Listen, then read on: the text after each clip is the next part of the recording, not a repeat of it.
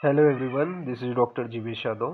तो last class में हमने प्रमेय का जो निदान स्थान है वो चैप्टर स्टार्ट किया था और उसके अंतर्गत हमने देखा था कि कौन से आपके प्रमेय यहाँ पे आपके बताए गए हैं।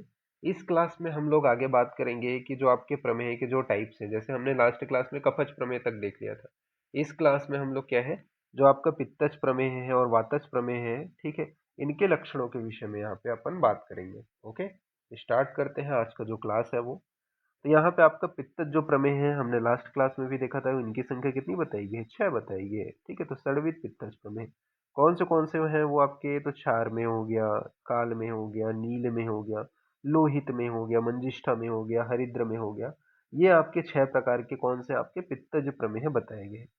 फिर पित्तज प्रमेय की याप्यता बताया गया है, तो संश्लिष्ट दोष का मेद स्थान पर होने से परस्पर विरुद्ध चिकित्सा वाले होने के कारण सभी पित्तज प्रमेय याप्य होते हैं।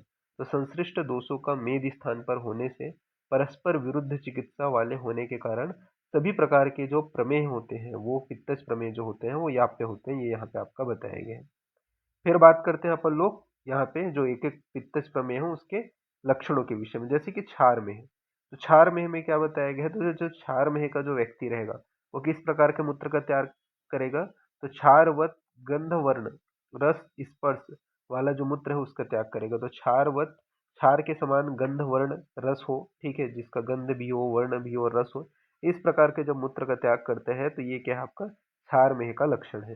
फिर नेक्स्ट अपन बात करते हैं क्षार मेह के बाद में काल मेह के विषय में। तो काल मेह के विषय में क्या बताया गया है, तो काल मेह में बोला गया है कि मसी वर्ण का, मसी के समान वर्ण का, ठीक है, यानी कि मसी कैसा रहता है, आप ऑलरेडी संधान कल्पना वगैरह में सॉरी मसी कल्पना में पढ़े होंगे। मसी मतलब काला, ठीक है, भस्म के समान एकदम काला। तो मसी के वर्ण का, इसके अलावा अज्र स्त्राव उष्ण मूत्र का त्याग करते हैं, तो ये क्या है, काल मेह का लक्षण है। ठीक है, तो जब क्या है, मसी के वर्ण का अज्र अजस्त्राव जब मूत्र उष्ण मूत्र का त्याग करते हैं तो ये क्या है, काल मेह का लक्षण है।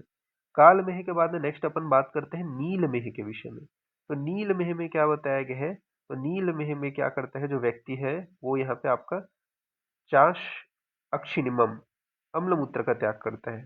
ठीक है, तो अम्ल जो है, ये नीले वर्ण का जो मूत्र है, ठीक है, उसके समान मूत्र का त्याग करते हैं। ठीक है, अम्ल मूत्र का साथ ही साथ नीले वर्ण का जो मूत्र है उसका त्याग करते हैं, तो ये क्या है, नील मेह का लक्षण है। ठीक है, इसके बाद नेक्स्ट अपन बात करते हैं रक्त मेह के विषय में। तो रक्त मेह में क्या बताया गया है, तो यहाँ पे बोला गया है विस्त्राव लवण उष्ण रक्त वर्णी मूत्र का त्याग करते हैं। ठीक है, जिसको अपन रोहित मेह कहते हैं। ठीक है, लोहित मेह में क्या करते हैं वो विस्त्र लवण उष्ण तथा रक्त वर्णी जो मूत्र है उसका त्याग करते हैं।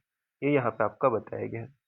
फिर बात करते हैं मंजिष्ठा मेह के विषय में। तो मंजिष्ठा मेह में क्या करता है जो व्यक्ति होता है, तो मंजिष्ठा के समान, ठीक है, मंजिष्ठा कैसा होता है, रेडिश कलर का होता है, आपने देखा भी होगा, द्रव्य गुण में पढ़ा भी होगा।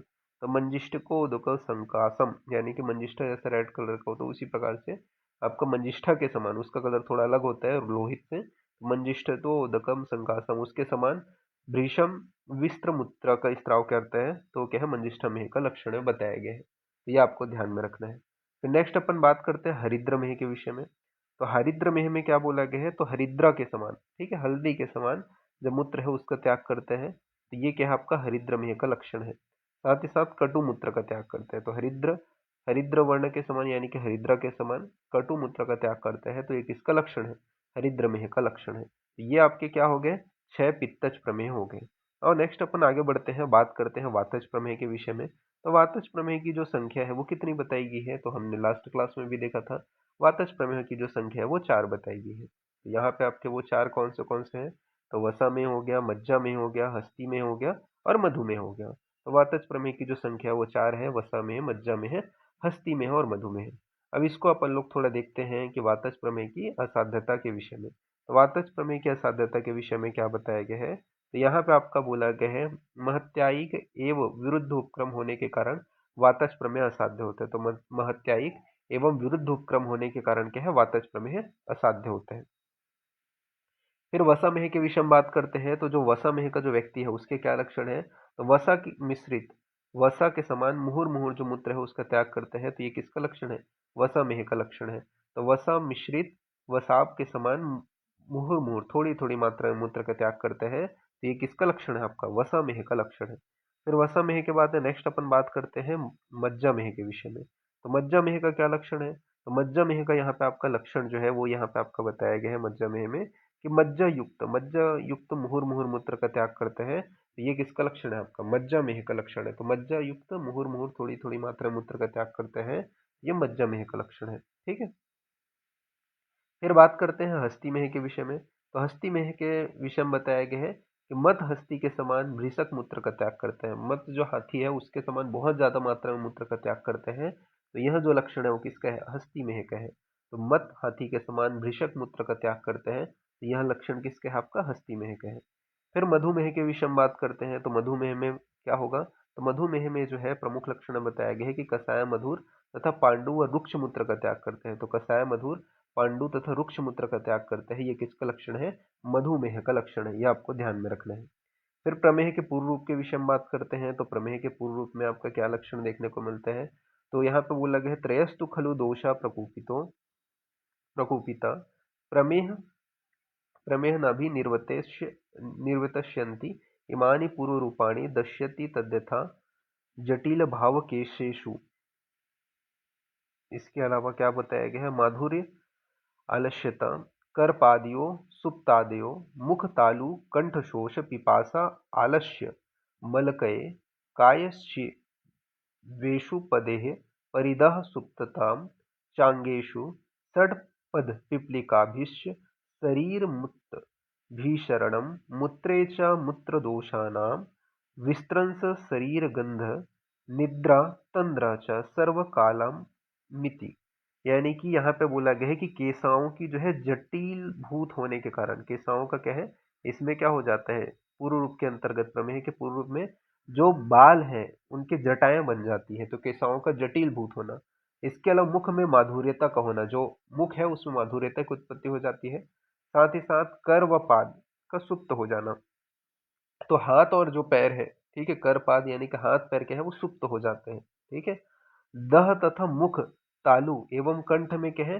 सोस का होना, यानी कि स्वेलिंग हो जाता है। एक तो बर्निंग सेंसेशन होगा, ठीक है, मुंह में, तालु में, कंठ में। इसके अलावा सोस होगा, पिपासा यानी कि बहुत ज्यादा प्यास लगेगा, आलस्यता की उत्पत्ति होगी। ठीक है। इसके अलावा काय का मलिन होना, जो शरीर है वो मलिन दिखाई देगा। शरीरस्थ इंद्रियों का मल से लिप्त होना, तो शरीर की जो इंद्रिय है वो क्या है उसमें, जैसे कि आपका कान से खमल का निकलना, नाक से खमल का निकलना, ठीक है, नेत्रों से खमल का निकलना, यानी कि सभी जो इंद्रिय है वो मल से लिप्त रहेंगी।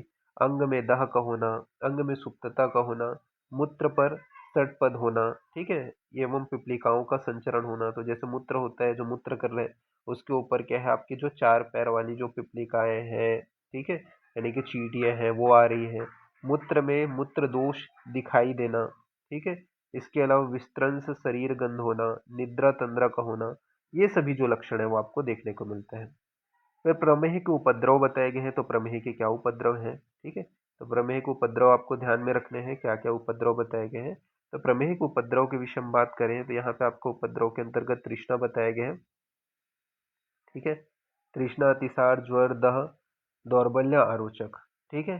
तृष्णा, अतिसार, ज्वर, दह, दौर्बल्य, आलोचक। इसके अलावा आपका अविपाक हो गया, पुतिक पिंडिका हो गया, अलजी हो गया, विदृधि हो गया। ये सभी के हैं आपके प्रमेह के उपद्रव हैं। ठीक है। तो इसको आपको थोड़ा सा ध्यान में रखना है कि कौन से जो उपद्रव हैं ये यहाँ पे आपके बताए गए हैं इसको। ओके। और नेक्स्ट अपन आगे बढ़ते हैं। फिर प्रमेह के चिकित्सा सूत्र के विषय में बताया गया है कि इसमें अपने को क्या है? संशोधन तथा संशमन चिकित्सा कराना चाहिए, यानी कि पंचकर्म का भी प्रयोग करना है और मेडिसिन भी देना है पेशेंट को। तो संशोधन व संशमन जो चिकित्सा है वो प्रमेह में बताया गया है। फिर प्रमेह होने की संभावना का कारण के विषय में बात करते हैं। तो प्रमेह होने की संभावना में यहाँ पे आपका बताया गया है खाने एवं पीने की वस्तुओं के प्रति लोभी, स्नान एवं चक्रमण के प्रति द्वेष होना। तो खाने एवं पीने के प्रति क्या है? लोभी। इसके अलावा स्नान एवं चक्रमण के प्रति द्वेष होना। ये सभी जो लक्षण है वो किसके आपके बताए गए हैं? प्रमेह की होने की संभावना का कारण के विषय में बताए गए। तो ये आपको ध्यान में रखना है। ठीक है। तो ये यहाँ पे आपको ध्यान में रखना है। ओके। और यहाँ पे इसका जो पासवर्ड है वो यहाँ पे मैं पीके रखूंगा। ठीक है। क्योंकि अपन पित्तज और कफज प्रमेह के विषय में इसके अंतर्गत पढ़े हैं। ठीक है। तो ये पासवर्ड आपको लिखने पे ये जो है आपका पीडीएफ ओपन हो जाएगा। ओके, ये आपको ध्यान में रखना है, पीके करके कैपिटल में। तो अभी के लिए इतना ही, नेक्स्ट क्लास में अपन इसके आगे का देखेंगे। ओके, तो फिर थैंक यू क्लास।